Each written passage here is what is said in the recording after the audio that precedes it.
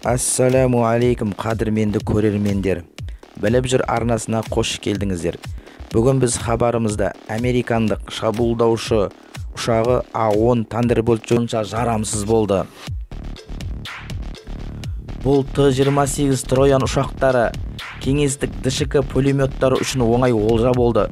Бұл оның әскери мансабының аяқталуына себеп болды. Пентагон ұрыс алаңында жаудың әскери техникасына соққы бере алатын және құрлықтағы әскерлерге әуеден атыс қолдауын қамтамасыз ететін қуатты қаруы бар әмбебап ұшақ қажет екенін түсінді. Сонымен қатар болашақ шабуылдаушы ұшақ ұшқыш үшін жақсы брондалған және қауіпсіз ұшақ болуы керек деді.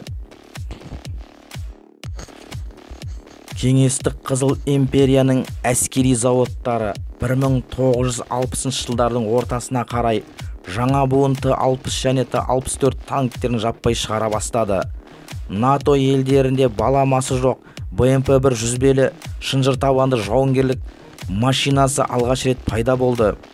КСРО-ның бронды қорғанысы мен күшті қаруы бар жаңа техникасы мен социалистік лагердің әскерлерде жаппай қарулана бастады.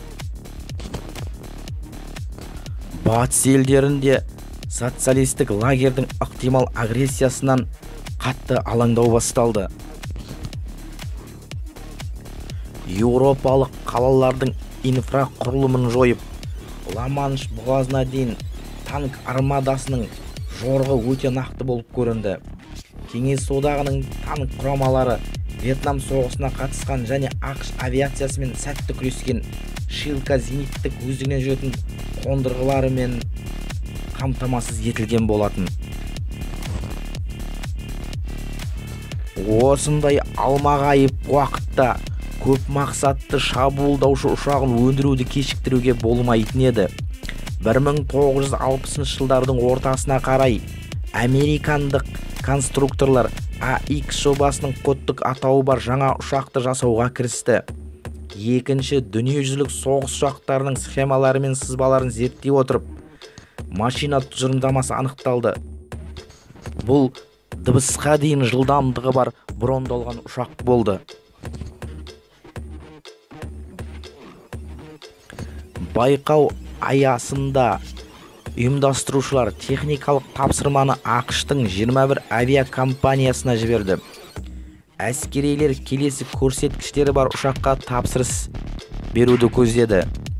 Жылдамдығы 650 шақырым сағатына, төмен биіктіктегі жоғары маневрлі, біріктірілген зеңбірек кешені, авиабомбалардың елеулі жүктемелері, кез келген аэродромдарда пайдалану және орналастыруды көздеді.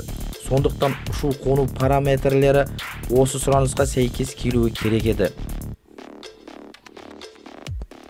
Вьетнам соғысы аяқталуға жақын қалған кез, американдық әскерлер жеңіліс үстіне жеңіліс тауып жатты. Осындай кезде батыс әуе күштерінің жоспары бойынша жаңа ұшақ Еуропадағы ықтимал қақтығыс кезінде қолданылуы керек еді. 1970 жылға қарай ақш әскери күштері болашақ шабуылдаушы ұшақты жабдықтайтын атыс қаруының түрін шешті. Бұл ұшақтың штаттық қаруы 7 стволды Avenger GAU 8 30 мм авиазембірегі болып табылады. Оқ-дәрілері 1350 снарядты құрайды. Оған әртүрлі мақсаттағы снарядтар, соның ішінде өкінішке орай шөл дауылынан кейін атақты болған біріктірілген уранның өзегі бар құрыш тескіштер кіреді. Аспалы арсенал AJM-65A және AJM-65B басқарылатын 6-дан 12 данаға дейінгі зымырандардан тұрады. Нысанды анықтаудың максималды диапазоны ауа райына байланысты 11-ден 13 шақырымға дейін. Басқарылатын AJM-65D зымырандары AJM-65A немесе AJM-65B сияқты жұмыс принципіне тек түнде қолданылады. Әуе шайқасында қарсыласқа шабуыл жасау үшін AIM-9 зымырандары қолданылады. Қару-жарақтың қосымша нұсқасы ретінде 20 мм-лі 2 Vulcan M61 авиазембірегін орнатуға болады. А-10 Thunderbolt 2 фюзеляждың артына қарай жылжытылған екі жоғары реактивті қозғалтқышы бар бір орындық ұшақ. Тікелей трапеция қанаты және дыбысқа дейінгі жылдамдық ұрыс алаңында ұзақ уақыт маневр жасауға мүмкіндік береді. Қанаттар мен фюзеляж астындағы ілгіштер түйіндері басқарылатын және басқарылмайтын қарудың бүкіл арсеналын көтере алады. А-10 Thunderbolt шығарылған жылдары 1975-84 жылдар.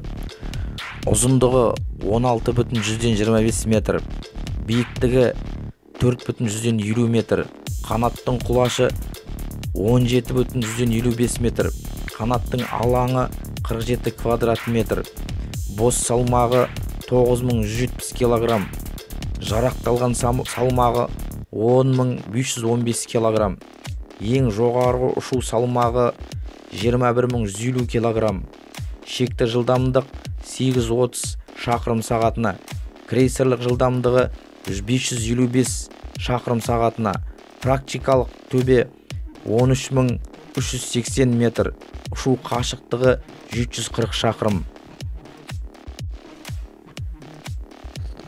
А-10 шабуылдаушысы 1991 жылы Парсы шығанағының жағалауында болған әскери қақтығыста бірінші рет қолданылды.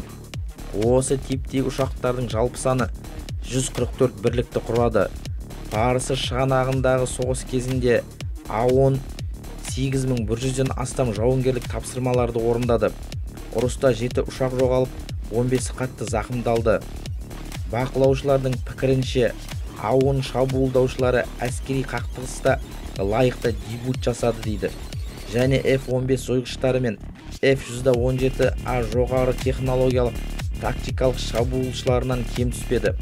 ақш әскери әуе күштерінің ресми дерек көздерінен А-10 Thunderbolt ұшақтары 1000-нан астам танктерді, 2000 бронетранспортерларды және Ирак армиясының 1200 артиллериялық бөлшектерін жойғаны туралы жарияланды. А-10 ұшағы TACN RN-84 навигациялық жүйесімен және Loran CDN RN-101 радиостанциясымен жабдықталған. Радио байланысын айтарлықтай қашықтықта ұстауға қабілетті. Жабдықта DF-301E DA бағыттаушы және AN-50 компасы бар. CPU-16 жүйесі аэродинамикалық параметрлерді есептейді. AN-UPN-25 радиолокациялық қондырғысы радиолокациялық жүйелердің танылуына ықпал етеді. Жоғарыда айтылғандардың барлығына аспаптардың оқулары негізінде ауа райының қолайсыз жағдайында ұшақты қондыруға арналған. Борток авиапилотпен және AN-RN-108 жүйесімен жабдықталғанын қосу керек. 9 жылдық сериялық шығарылымда 715 ұшақ жиналды.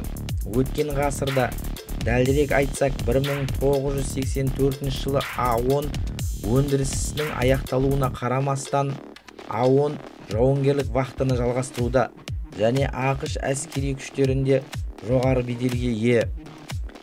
Жаңа ғасыр А-10 тағдырын әлі өзгерткен жоқ. Ол қазіргі заманғы F-35-ке ауыстырылғанға дейін ақш қарулы күштерінде өзінің жұмысын жалғастыра бермек.